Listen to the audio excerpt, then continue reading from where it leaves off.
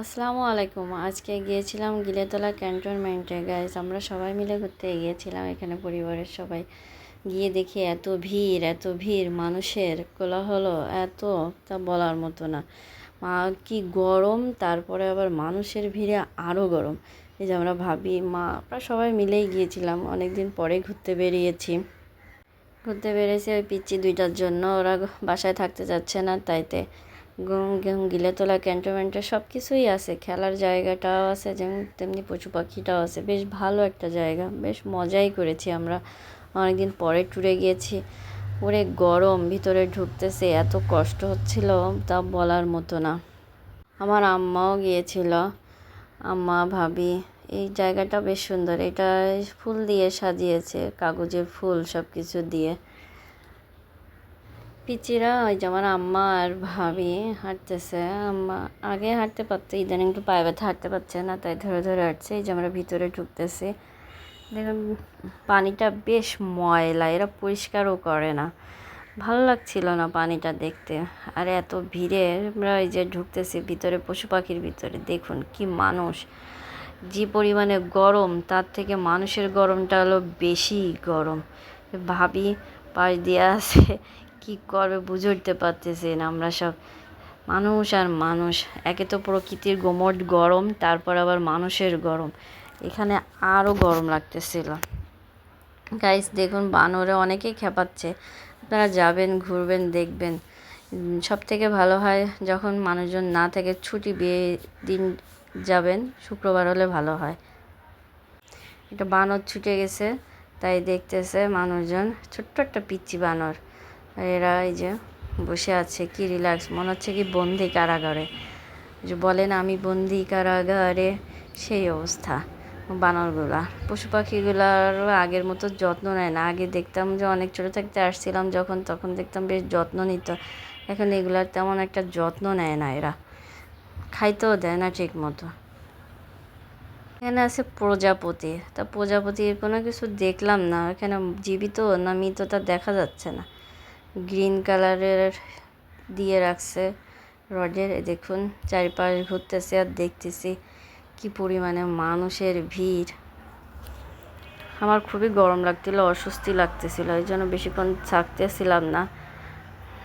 এখানে কুমির আছে, কিন্তু কুমিরটা দেখতে পেলাম না। এই যে আমার আম্মার ভাবি একটু দাঁড়িয়ে আছে, গরমেতে কি করবে, কোন দিকে যাবে দিশে পাচ্ছে না। এলো পাখি, কি পাখি বলে, সেই পাখি যে খাচ্ছে, উট পাখি নাকি সেই। আর এই হলো ভল্লুক। ভল্লুক দুইটা আমার বেশ ভালো লাগছে, খুব নাদুস নদুস ভল্লুক দুইটা। ওরা বেশ খেলা দেখাচ্ছিল, একবার এদিক ওদিক যাচ্ছে। তিনটা আছে এখানে ভল্লুক। ওদের বাবুরা দেখে খুব মজা পাচ্ছিল। এই যে এরা ছুটাছুটি করতেছে। আর এইদিকে দেখতেছে যে কোন পাশে বাঘ আছে, এই পাশে না জানে ওই পাশে, তাই ঘুরতে দেখতেছিলাম।